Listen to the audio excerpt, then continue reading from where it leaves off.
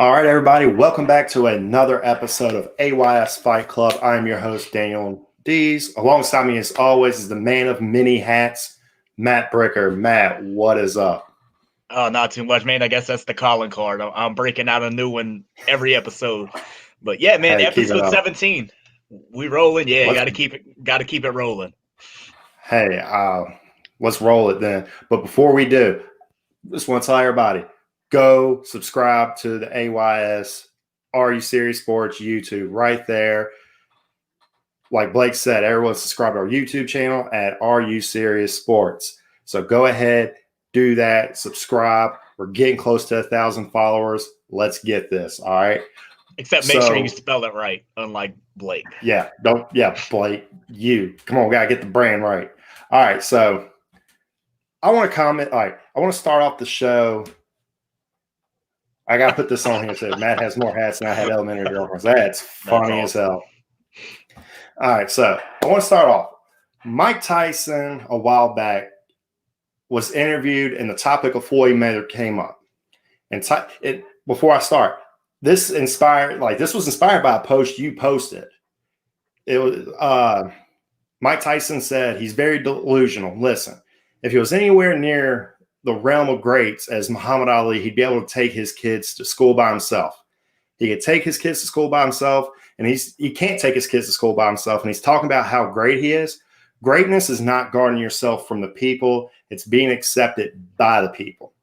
And I love that quote because then it reminded me of a past interview on Tyson's podcast, Hot Boxing. If y'all haven't listened to Hot Boxing with Mike Tyson, yeah, I highly recommend it. It's a great boxing podcast, especially for those who want to get into boxing and want to learn more about boxing. Mike Tyson has a very good podcast. He has people make fun of Tyson, but the guy has a insanely high fight IQ. All right, but other than that, he said in this in the Hot Boxing podcast, he said Floyd's a great fighter. Don't get me wrong. He had 50 fights. Listen, Sugar Ray Robinson had 40 fights. He lost one. Then he had a 78 fight win streak. 40, lost one, then 78. He said Julio Cesar Chavez was 89-0. Don't tell me about you're the greatest fighter with 50-0. You're great, no doubt. But 50-0, JCC had 90. He was fighting 8 times a year against whomever was in the rankings. He wasn't picking. It was whoever you want, come on. And I have to agree with Mike, especially that last part where he emphasized whoever you want. Floyd is one of the most elite fighters in it ever. I mean, he's smoke in the ring. It's hard to catch him. It's hard to get him in the corner. I'm not doubting that Floyd Mayweather is garbage by any means. The dude's one of the best welterweights we've ever seen. But is he the greatest? I'm with Mike on this. I'm going to say no. And what gets lost is who Floyd fought. Floyd and Mayweather fans, they will go on boxingrec.com and they will cite all the top wins, all the quality wins Floyd has from top to bottom. But here's the problem with the 50-0 record. We've commented on this before. Records are often misleading in the fight game. And another thing that's often lost in the fight game is history, like the story surrounding it. And yes, he's fought these guys, but let's go back and look at it. Floyd's first big win was Arturo Gatti, legendary fighter. Canadian, had wars with Mickey Ward, two of the best fights you'll ever see as a boxing fan. All right, but Arturo Gatti was 33 at the time. This is true. However, he had 45 fights worth of miles on him, including those 2 legendary bouts with Mickey Ward. And then he fought Zab Judah. Everybody loves to throw Zab Judah's name out there. But Zab came off a loss, and that was the worst that loss before Floyd was the worst he's ever looked. And he was entering the downswing of his career. But then they throw out Oscar De La Hoya. But everybody knows, like, Oscar didn't fight within a year, and he was beginning his retirement tour. And he was completely washed at the time. I mean, it wasn't De La Hoya from the 90s. That's for damn sure. But, hey, he fought Ricky Hatton. And I'll give him this. Ricky Hatton was Floyd Mayweather's best win of Floyd's career. And that's all I'm going to say about that one. And then his fans will go, what about Juan Manuel Marquez? Well, the thing about Marquez wasn't a welterweight. He was a 135er. And then when they fought, Floyd missed weight. And he paid his fine, and he had a huge size advantage over Marquez. And then they'll throw out Shane Mosley's name, another big name for Floyd. Shane Mosley. But they fought in 2010. That was way past Mosley's prime. Anybody who knows boxing will tell you that's not Mosley's prime. And then Miguel Cotto, Puerto Rican legend. Love Miguel Cotto. I'm a huge fan of Miguel Cotto. But that was in 2012. That was a fight that should have happened 5 years prior. But then there was Robert Guerrero. I don't know why they threw out that name. Robert Guerrero shouldn't even been in the ring with Floyd. I mean, I don't know why he fought Robert Guerrero. I mean, I love Ghost. He's an entertaining guy, but shouldn't have been in there. Oh, but then here's the one that recently hanging their hat on is Canelo Alvarez. But Canelo was ready. Yeah, Canelo was not ready. He fought Canelo. Now Canelo would beat the piss out of him. Absolutely. Yeah. And then he finally fights Manny Pacquiao in 2015 instead of 2010 after Manny Pacquiao KO'd Ricky Hatton. That's when that fight should have happened, was 2010. Like I said, Floyd's elite. He's one of the best to ever do it at welterweight. But when Tyson implied Floyd cherry-picked his opponents, he hit that nail right on the head. In a perfect universe, here's how Floyd's career should have gone. For me to even entertain the notion that he's the best ever, he should have fought Mosley in 05, Margarito in 06, Paul Williams in 07. People forget that Paul Williams fight never happened. He should have fought Cotto in 08. He should have fought Manny in 2010. He should have fought Bradley in 13. And then for the rest of his career, you could cherry pick whoever the hell you want, especially with that little gauntlet right there. So what do you think? What do you think his legacy is now that you've really heard Tyson talk about it? All right, I'll get on my soapbox here for a second. Obviously, anybody that's friends with me or follows me or anything knows I am an obsessive Mike Tyson fan. Mike Tyson and Jack Dempsey are my. I was going to say Jack Dempsey too. Jack Dempsey and Mike Tyson are my all-time, top two favorite boxers. Tyson even said it in his famous interview. I'm Sonny Liston, Jack Dempsey. I'm cut from their cloth. He's kind of that old school, type of fighter. Customato even said, back in the day, whenever he had Tyson was watching boxing fights on film, like on the old school projector type film, watching the olds like that, like Dempsey and stuff. He's an old school type fighter. So he's going to have that mentality. Because he was living with Customato and Teddy Atlas. Yeah, he had a choice to watch that. Yeah. After school, he moved from New York to live with them. He had that whole incident with Teddy's niece, which kind of was the beginning of all his issues. That's a whole other thing, But inside the ring. Yeah, inside, Kevin Rooney, he, ended up doing good with him. And then, inside the ring, we'll talk about Mike Tyson inside the ring. The outside the ring, Mike Tyson is a whole different show. We'll talk about inside the ring. Absolutely, that's one of my favorite boxers inside the ring. We talk about it as a person, just ferocious, just a beast, just, So, there's a difference between being a great boxer and an iconic boxer. Floyd is definitely a great boxer, but just all the points you said about take away from him being able to say he's that iconic boxer. He's probably the greatest of all time at being able to cherry pick his record. I mean, he masterfully lined up, his career, and nobody can take that from him. He's probably the best ever at being able to line up his career as far as, being able to get his record the way it was. But yeah, man, it's just a different mindset. Sugar Ray Robinson and Jack Dempsey and all these guys, they fought, 10, 20 times a year. They fought, and you look at all these guys, you go back and read their, any of their biographies, they were always champions in multiple weight divisions. These guys fought anybody, all over the board. Dempsey was a heavyweight champion at a much lower rate, weight than his opponents that he fought. Look, when he fought Jess Willard, who was, easily 6, 7, 8 inches taller than him, he didn't care. He fought anybody. Dempsey is just, if you haven't, his biography is amazing. If you haven't read anything about Jack Dempsey, I highly recommend looking into it. I wrote a 2,500 word, article on him at My MMA News. He's definitely one of my favorites. Reading about him, it's just, man, he's just a special dude. You read about any of these guys from way back in the early 1900s, they fought anybody. It was just a different mindset. And Tyson, like as he said in his interview, he was cut from that cloth. He's from that mindset. It's a lot different nowadays where it's all about, how you look and appearance. These guys got that came from Floyd.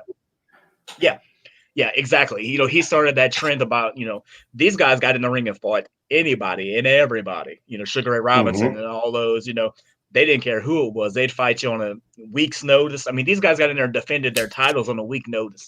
You think Floyd's going to defend his title, on short notice? That's not going to happen.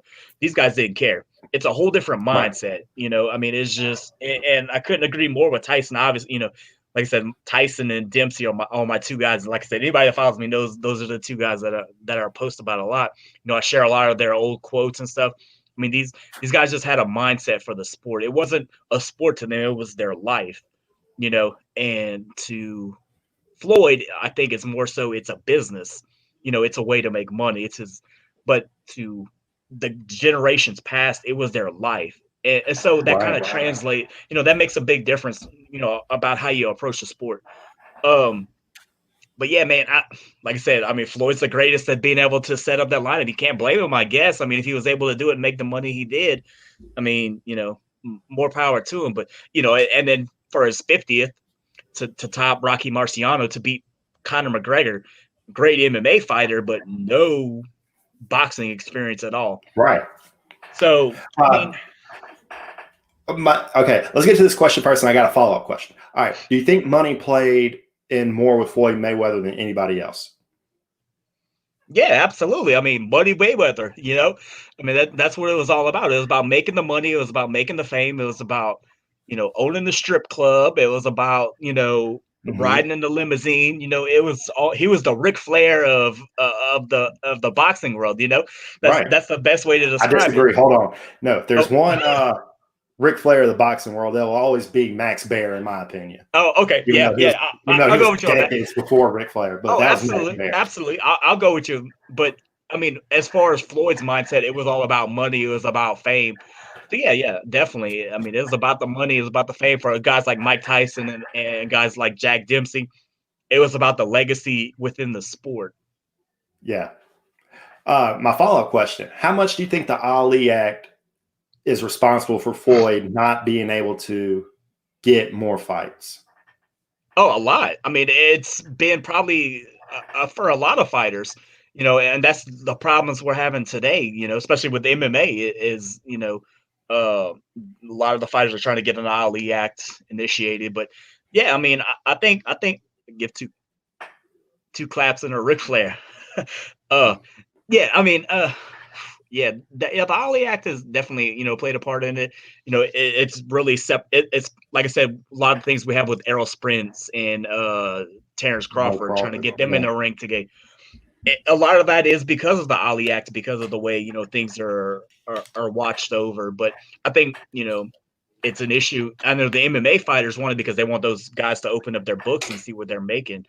But yeah, I mean, but then it also at the same time it's making it harder to make matchups. So, it's got some good and it's got some bad. But yeah, I mean, I think Floyd's been helped out on a lot of fronts. A lot of it is his ability to call his own shots.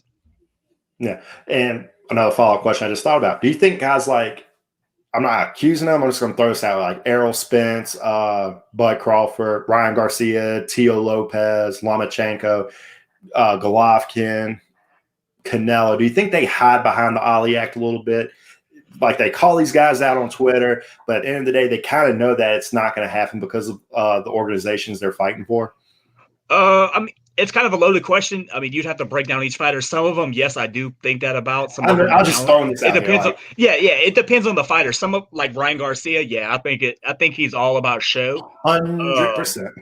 Yeah, so I mean, that's what that question was mainly aimed at, but I just didn't want to single him out. I figured that I'll single him out because I think that's what he's about. The whole thing with the Jake Paul thing, it's all in this. He's in the same boat with Jake Paul. But I mean, he can actually box. But I mean, still, I mean, really guys like Terrence Crawford. I mean, Errol Spence, these guys, it's in their blood. They're about that life. They come from boxing, especially Errol Spence. He comes from a boxing family. His dad was the coach. Him and Sean Porter were on the same Olympic boxing team. I mean, so it's in his blood. Some of those guys, they would fight. I think if Errol Spence, they'd let him fight whoever he'd fight. If Terrence Crawford could fight, I think he could fight. The other ones, it could be a lot more show. Like Ryan Garcia, like that's who that question was mainly aimed at. But I say, off the top of my head, when I asked that question, that the first thing I was thinking was Ryan Garcia, Gervonta Davis. Like I think they hide behind the alley. Yeah, Gervonta Davis is one of those Floyd Mayweather guys. So I mean, yeah, it's going to be ingrained in him a little bit. But yeah, I think it gives them a shield to hide, pretend, and social media in general nowadays. It gives people in general a shield to hide, but for them to make their comments. But yeah, the fighters, yeah, like I said, it's 50-50. Some of them, Terrence Crawford, Errol Spence's of the world, the guys, they'll fight anybody. But then you got your, like that fight needs to happen before it turns into a Floyd Manny situation. And the sick thing is they want it to happen. It's people like Bob Arum and things like that kind of get in the way. Absolutely. Yeah, I think if you told Errol Spence and Terrence Crawford they could fight next weekend, they'd do it. It's just the other things behind it. But now guys like Ryan Garcia, I don't think he's going to end up fighting Manny because I think it's just one of them. He's one of those social media guys. We'll see. It's all about the clout. I agree. Absolutely. And like I said, that's why people are drawn to the UFC more because you can't get away with that. That's absolutely true. Absolutely, 100%. In the UFC, it's sign on the dotted line, or you're going to the next matchup we give you is going to be an even more unfavorable matchup for you. So you might as well take your medicine now, or take the suppository later. It's just like that. All right, so let's go ahead and move on real quick. All right, so Ariel Helwani broke recently that Conor and Poirier 3 is most likely what's next, and it's being targeted for May and June. So, and I said this on a past show, if this is the next fight for Poirier, it's not going to be for a title. Do you think that this is the right move for Poirier to get this rematch, get the payday, and then fight for the title? Or do you think he should have went for the title first and then kind of hopefully come back to Conor as like a money fight? It doesn't sound like Dana's ready to put the title on anybody else but Khabib, because it sounds like he's still saying, Khabib is still the champion. So it doesn't sound like he's ready to let it go. I could see something to where this kind of Poirier match happening, and then maybe around the same time, maybe a Chandler Oliveira or an Oliveira Gaethje happening, maybe on the same card or right around the same time, and then that winner meeting, whoever wins out of Conor and Poirier. But that's the only thing I can think of is just, and it sounds like I said, Dana's not ready to pull the belt off of Khabib just yet.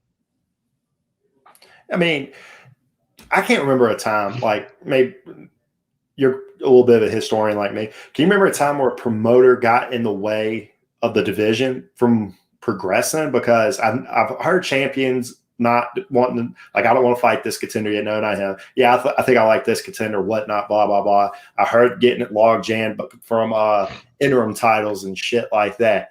But has a promoter ever say, well, this guy's not retired, we're just going to keep the belt on him. We don't know what's going to happen. We don't know who's fighting for the championship. Has that ever happened in your memory? Because I'm drawing a blank here. Yeah, no, not like that. Not to this extreme. I mean, Dana is grasping at all straws to try to keep. He is hell bent on Khabib. Man, no, not like this. I've seen it for a little bit, but not as long as he's going here. And Khabib looks pretty strong on his word that he's done. Like I said, if Khabib comes back, it's a major legacy type fight. It's not for a title or anything like that. Man, yeah. I mean, Dana doesn't want to seem to let it go though. Yeah.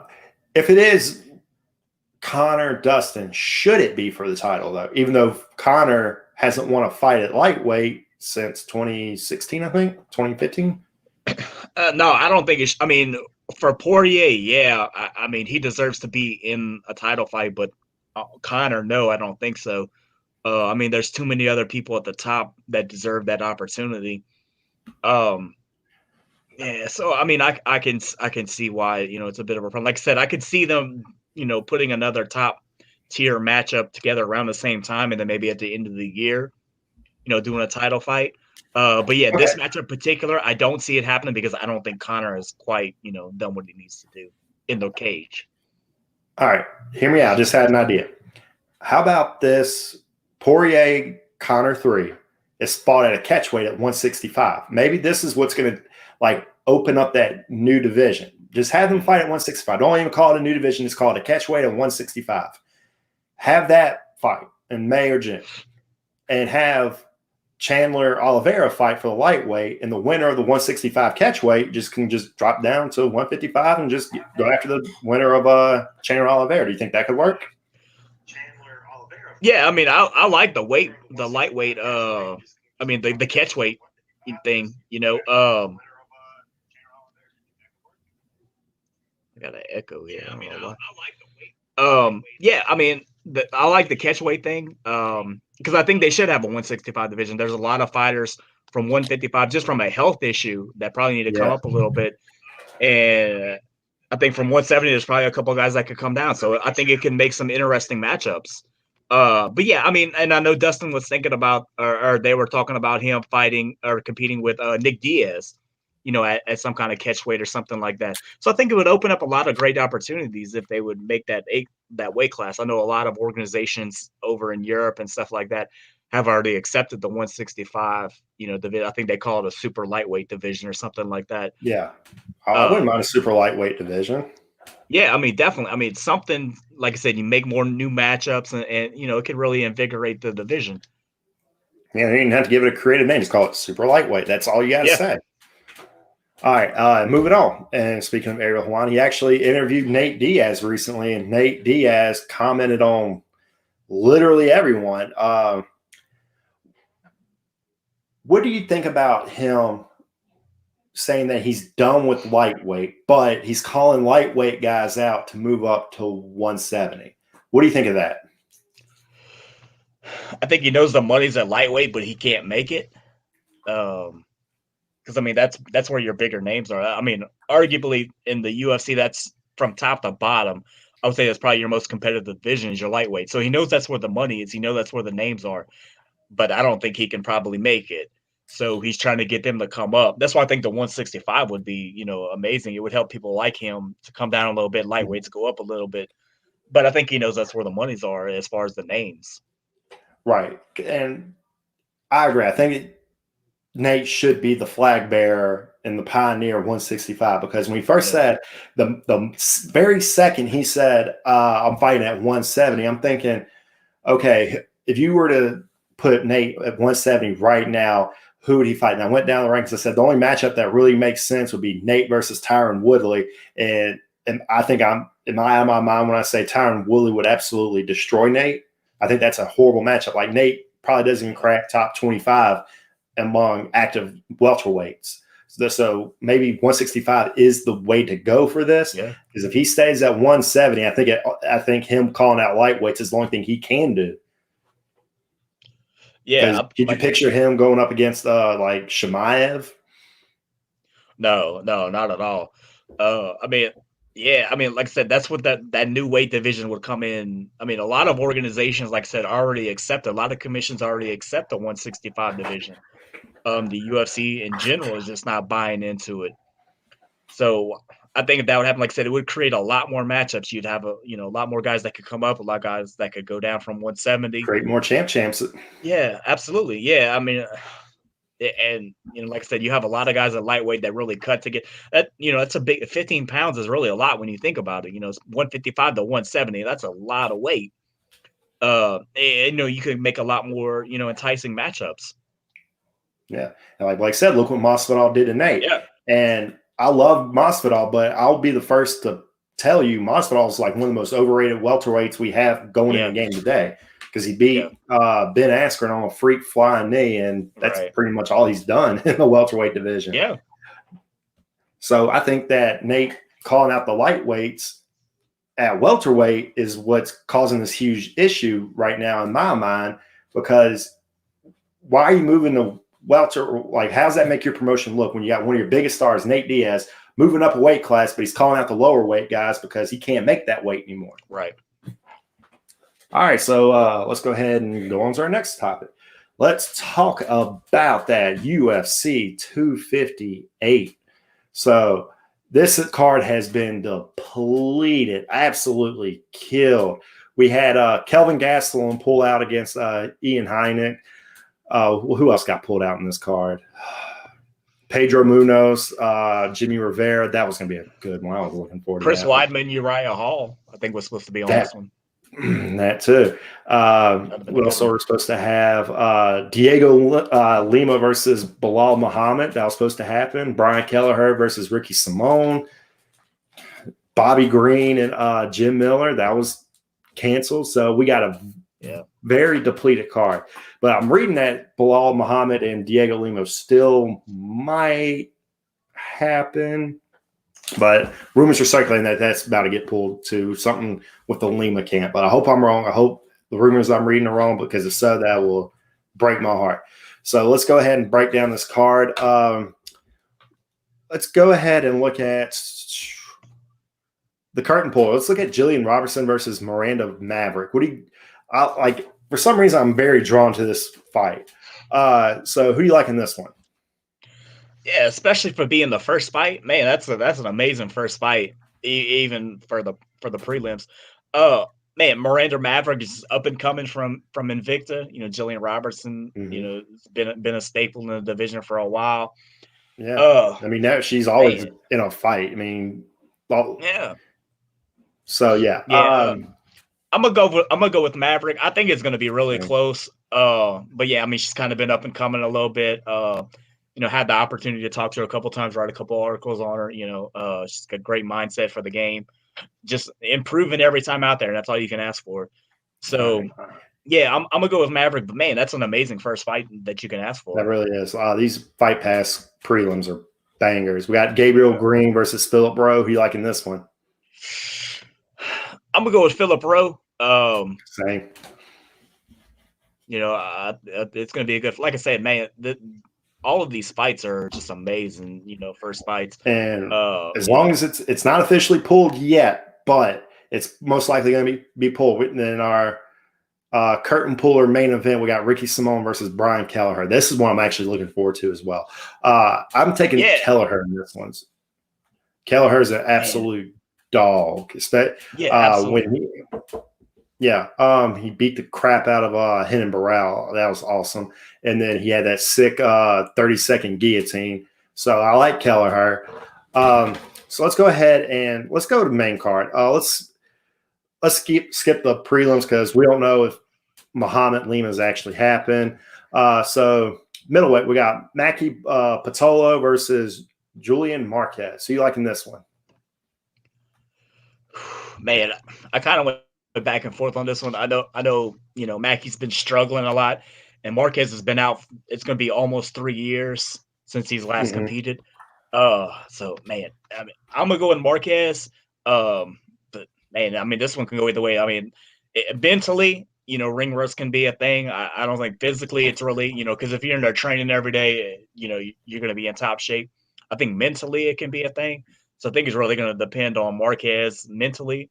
I think if he's in it mentally, he can absolutely, you know, run through this. Yeah, I mean, ring rust is always a problem, but if it was anybody else, I'd probably go with Mackey, but I can't pick against a guy nicknamed the Cuban Missile Crisis. I think that's one of the better nicknames we've had in the UFC in a long time. So that's where you said, wait, Kelvin got pulled. Kelvin did not get pulled. It was Uriah Hall that got pulled. Kelvin's actually fighting Ian Heinick now. So let's go ahead and let's look at that fight. Short notice fight for both guys. They're fighting guys with completely conflicting styles of who they were supposed to originally face. We got Kelvin Gastelum, some of the fastest hands up in the middleweight division, versus Ian Heinick. I think it's too soon for Ian, so I think I'm going to take Kelvin on this one. Who you got? I'm gonna go with Ian. Kelvin's been struggling a little bit lately. He's got 3 losses in a row. Ian's coming off that first round knockout in this summer. So yeah, I mean, I think the timing is right, and I'll go with Ian to pull this surprise out here. Yeah, and then we got women's flyweight. I think this is has title implications. We got Macy Barber versus Alexa Grasso. I think I'm going to take Macy on this one. Yeah, I'm gonna go with Macy also. Really, the only reason she lost that last fight against Roxanne Modafferi is because she tore ACL or MCL or whatever it was during the fight. Aside from that, Yeah, I think she got fighting too. That was badass. I think she'd still be undefeated and she'd have been rolling. I mean, she's still got time. She always said her goal was to be the youngest UFC champion ever. You know, she still got that opportunity. John Jones was 23 years and 8 months old whenever he won the title. She'll reach that age in January of 2022. So she's got 11 months to make it happen. So, you know, she gets on it. She gets a big win here. You know, it's possible she can reach her goal. But I know that's been, you know, any article you see, in your interview you see, you know, that's always a big thing for her. So I think she's really going to make that push, knowing this is, you know, this is the last drive right here. All right, in our main event, we got Usman versus Burns. All right, I'm leaning Usman on this one. But a part of me can't shake the feeling that Gilbert Burns can shut off Whites in a blink of an eye. So, but until I see a chink in Usman's armor, I think I'm going to take Usman on this one. Who do you got? Man, I've been back and forth on it too, because Burns, not only that, as he found his hands the last, you know, couple of years, but his jiu-jitsu game, people got to remember that. Everybody forgets about his grappling. Like, he is one of the most amazing jiu-jitsu, you know, practitioners in MMA in general. I mean, that's where you know, he was his most dangerous at first, and he found his hands. So I mean, you know, for a second, Usman can't, you know, try to lay and prey on him, because one mistake and Burns will catch him. Especially on Gilbert Burns. If you don't know much about Gilbert Burns, the dude is absolutely deadly on his back. Like, he is a sweep machine. But again, until I see a chink in Usman's armor, I think I'm going to roll with him. I think he's going to push him up against the cage. It's going to tire Gilbert out. I think it's going to be a grinding decision, but I think Gilbert takes probably a round or two. So I'm going to think 48-47 Usman on this one.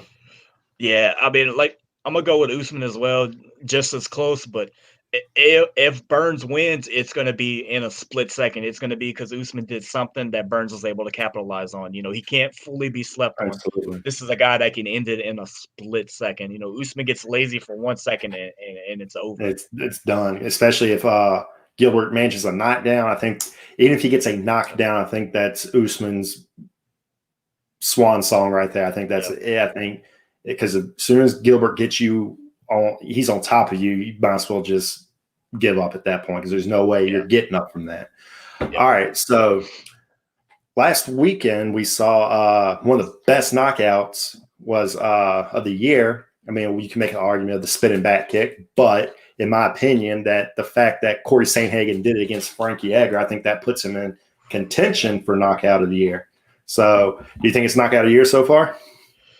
I mean, so far we're still very, very early in the year, but man, I mean, when Frankie's saying he didn't remember the knockout and he didn't even remember training for the fight, you know, and he doesn't remember anything after the knockout either. That was one of the. Yeah, he was like, he didn't remember anything. Yeah, that's you know, that's something.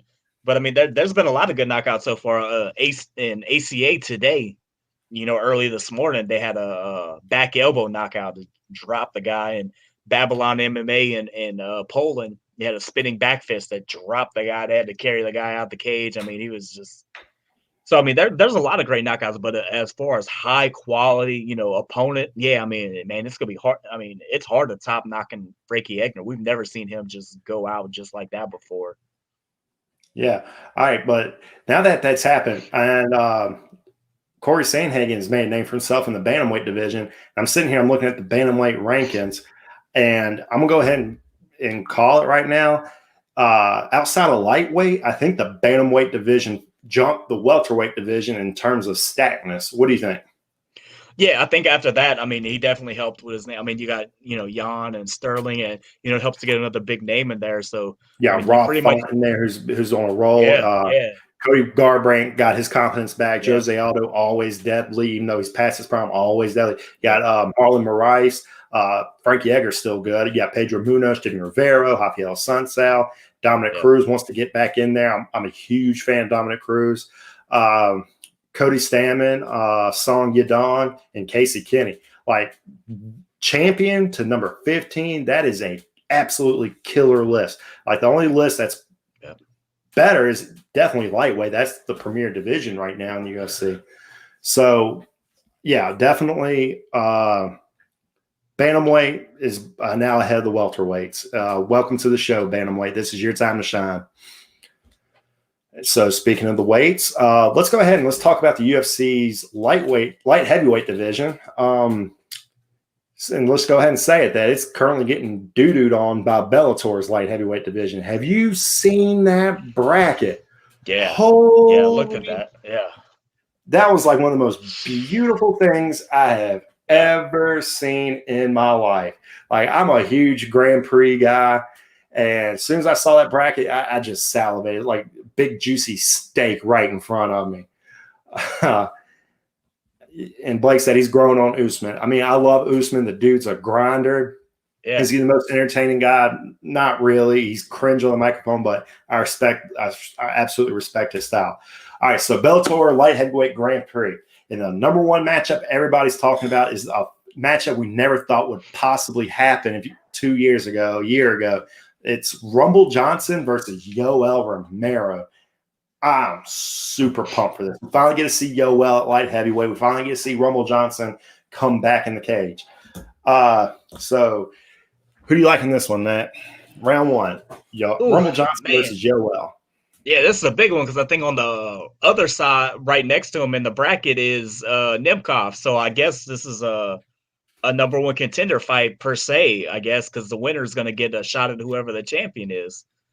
So there's a lot. The title during the Grand Prix. Yeah. I love that. You're right. Yeah, that's what I like about too. You got to defend your title through the tournament. I love that. So this is really kind of like a number one contender match. The winner of this is going to get a title shot. So that's gonna ramp it up a little bit too. Man, I guess it really just depends on how active Rumble Johnson's been. If Yoel grabs a hold of him and just kind of weighs on him, he can kind of ride it. But man, if Yoel tries to bang with him, Johnson has proved multiple times he's got that one punch knockout ability. So I guess it's really going to depend on where it goes. Man, I don't know. I would love to see Johnson win. I'm gonna go with Romero. But man, I don't know. I mean, I really don't know. I love the matchup. It's two guys we've wanted to see for a long time, and it's great to see it actually happening. All right. So that being said, who you take Yoel? I'm taking Rumble on this one.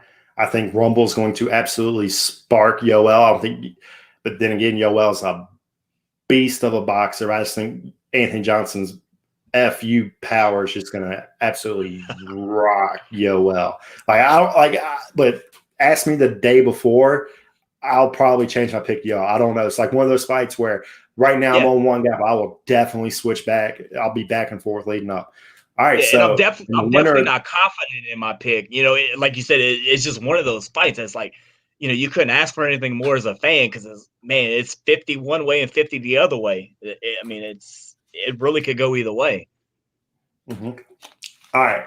Yoel actually, I'm looking at the odds right now. Yoel is actually minus 150 favorite compared to Anthony Johnson plus 120 underdog. Man. All right. And the winner of that's going to be getting the winner of Vadim Nemkov and Phil Davis.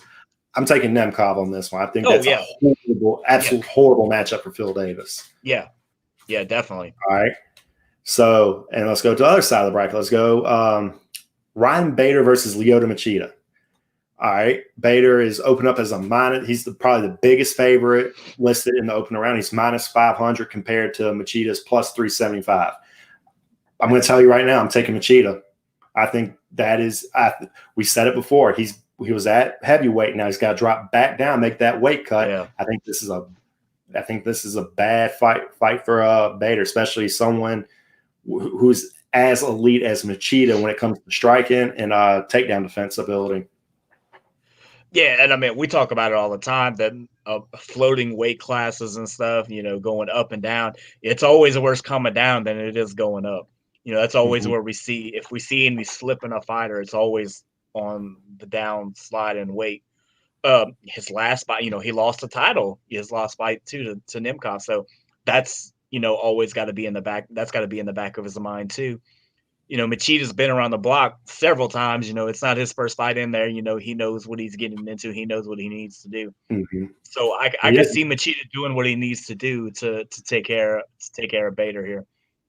And a talking point I like to make about Machida, yes, he's getting up there in age, but the difference between Machida and other guys his age, he doesn't get in a lot of wars. He doesn't get hit often, right. So he's a very young old guy.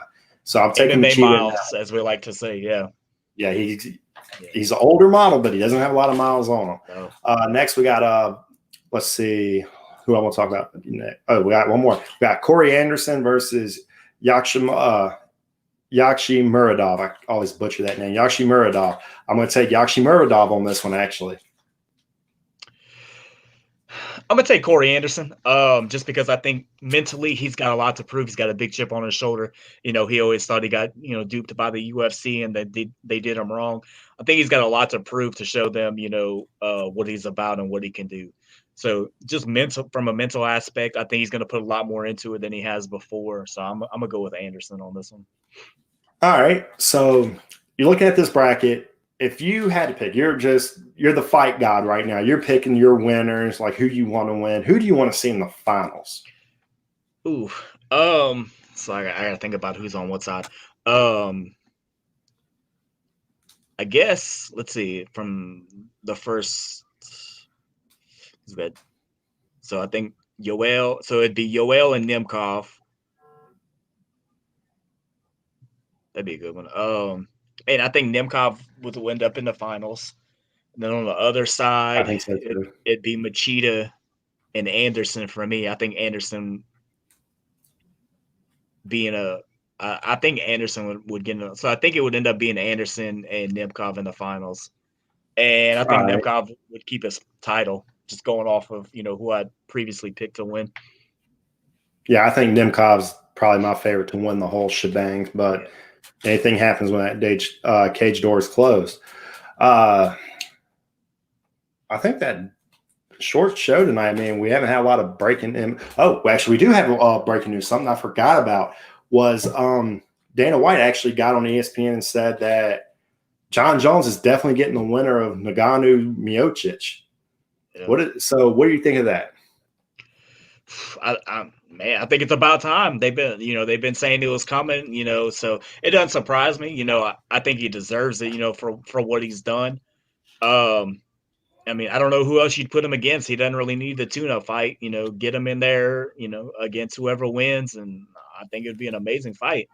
We'll just have to see who wins out of that, Miocic and Ngannou, who wins out of that rematch and go from there.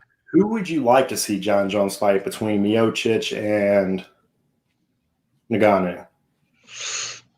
Man, I have positives for both. I'd like to see him get in there with Ngannou because I don't think he's ever fought anybody as strong as Ngannou. I would love to see how he could take one of those punches. But then, Stipe being a heavyweight and just as smart and as solid as a fighter as he is. Yeah, being a very rounded big guy. To see, how he could handle somebody like that, somebody as smart as that. He's handled Cormier, but then you got to look at, Miocic, who handled Cormier twice, so he's like that that upgrade model. So, it'd be interesting to see how he handles the upgrade model, but it'd also be interesting to see if he can take a punch that only Ngannou can deliver.